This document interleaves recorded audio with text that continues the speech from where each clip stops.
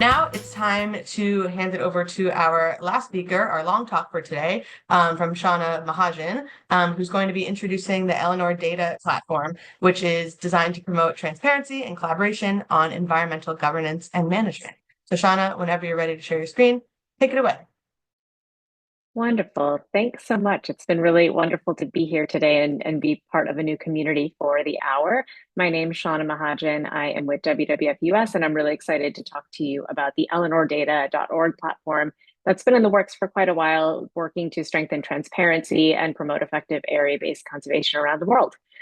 And just a little context before we dive in, I'm sure many of this group already knows that we're halfway through a really critical decade as countries around the world strive to meet their 30 by 30 goals.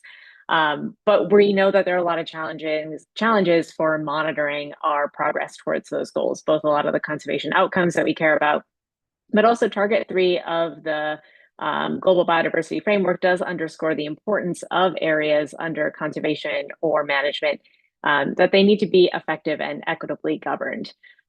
There are a number of technological capacity and systemic barriers that have prevented us from really doing this kind of monitoring at a global level. And we really had these 2 points in mind when we started developing Eleanor back in 2020.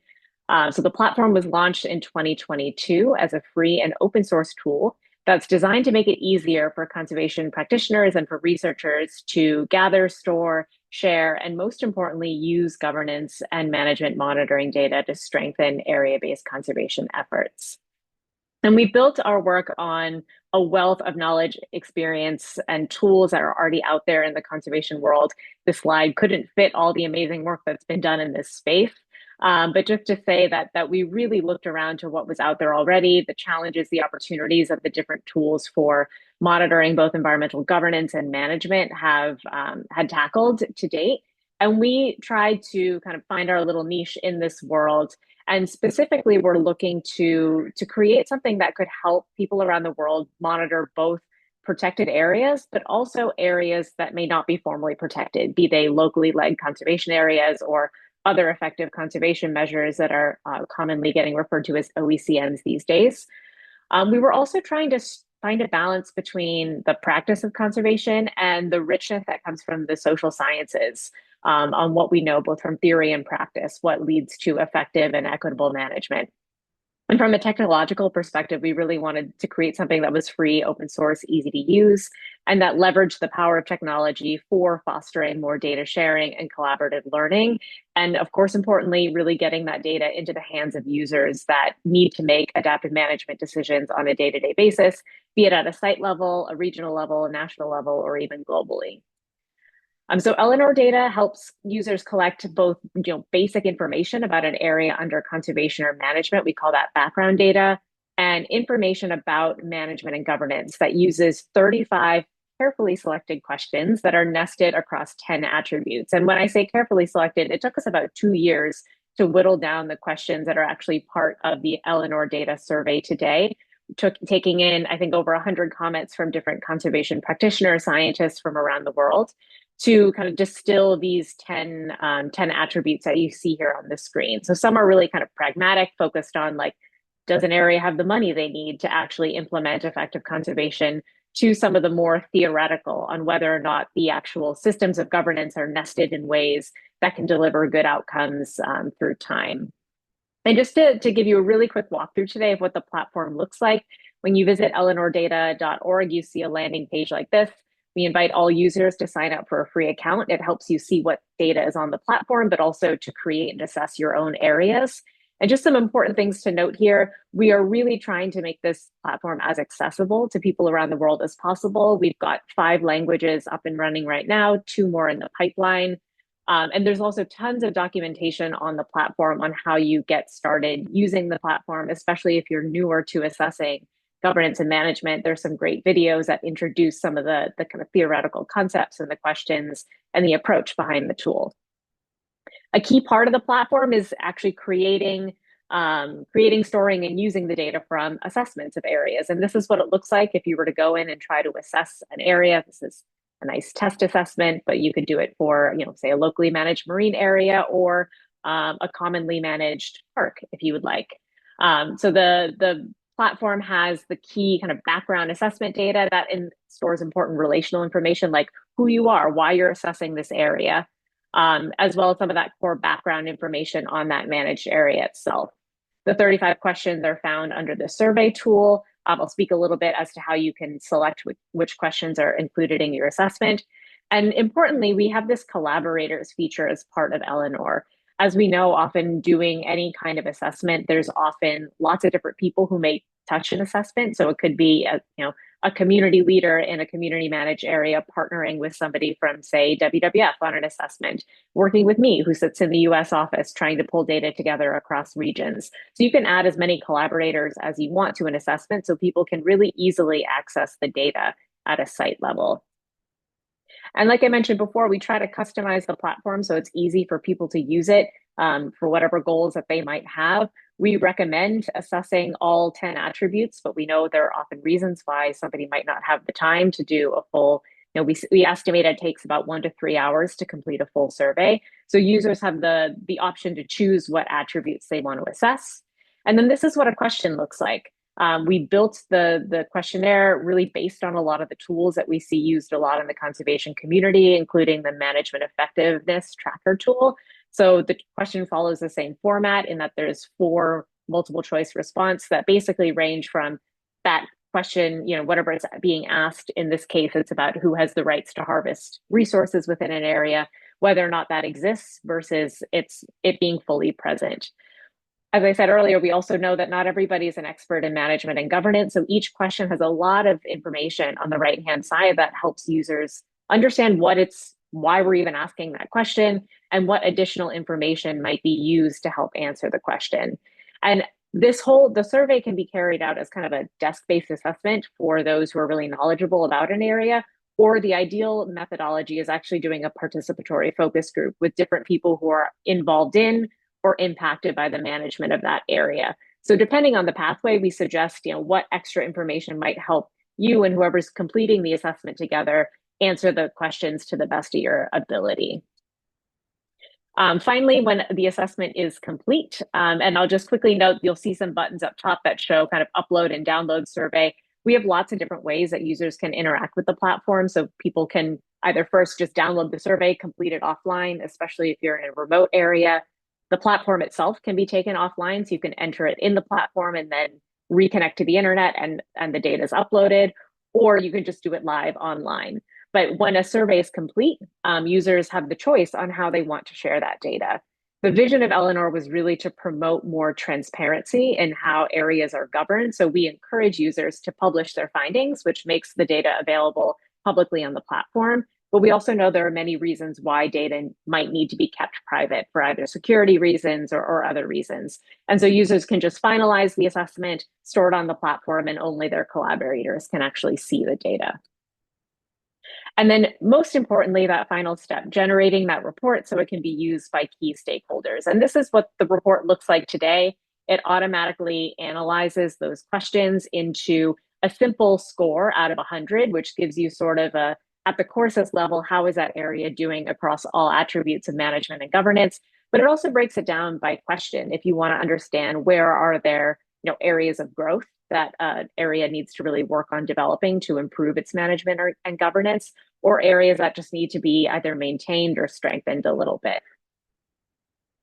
And I'm just going to end with a little case study of what this tool has looked like in practice in a part of the world where I get the privilege to work on a regular basis in the Southwest Indian Ocean, which is the wonderful body of water that borders the East African coastline.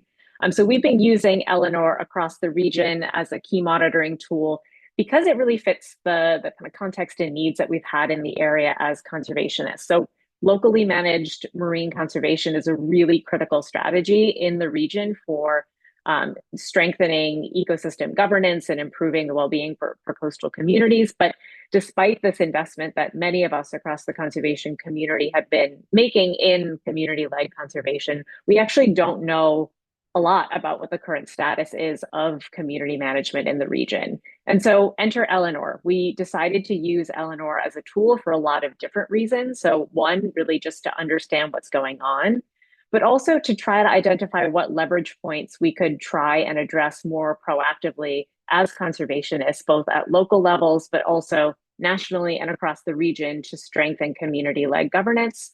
And then finally, to create a more stronger sense of collaboration across the region and have a shared tool that can help us on a more regular basis compile and use information on management and governance to make informed decisions. And so there were lots of different reasons why different conservationists across the region decided to use Eleanor in their projects. Some were more for project baselining. Some were incorporating Eleanor as part of regular monitoring systems. There was one example where new management plans were being developed in coastal Tanzania, and Eleanor was used to help inform that process. But we were able to compile a data set of 52 community managed areas across 5 countries in the Southwest Indian Ocean. And this is what we found. So this is a summary of all the different community managed areas. We kind of treated each one as a data point for this visual here. And it shows that even though there's been so much investment in community-led conservation, we still have a lot of work to do to help ensure communities have the capacities and resources they need to manage areas effectively. So more than half of the areas assessed kind of fell in that kind of plan or build category. And maybe just one more note on our scoring system. We know that governance is an ideal state. Good governance is an ideal state that we're striving towards. So we're always going to be kind of somewhere on this spectrum.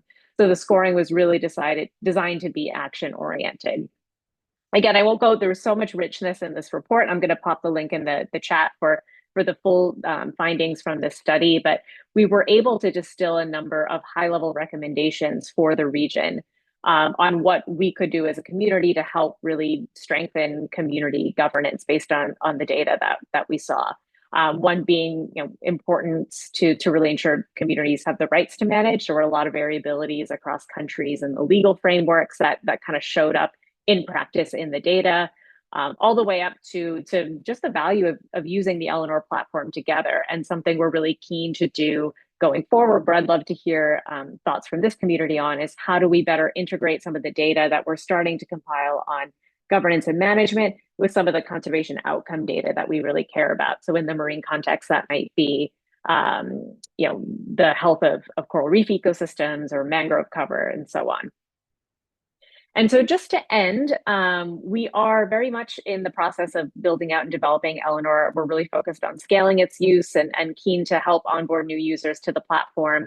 Like I mentioned, we're starting to incorporate new languages based on the demand that we're hearing from users. So if you're interested and have a language you'd want to see on the site, let us know. We're really, really keen to figure out this question on how do we better bridge social and ecological data. So linking up governance data with the ecological outcome data that we're really trying to drive in conservation. You'll also see soon in a month or so, we'll have a new user interface up on the website that will make those reports even easier to engage with for decision makers and easier for users to get them into the hands of those who need them. And so I'd really love to hear from anybody if you dive into the Eleanor platform or based on this short presentation today, what you would like to see in a platform like this and uses that you see in the projects and programs that you work with. And just to end, in case you're wondering why we named the tool Eleanor, Eleanor Ostrom has been an inspiration for a lot of the work I do, and I know many in the conservation community. She was the first woman to win the Nobel Prize in economics for her theory of common pool resource governance.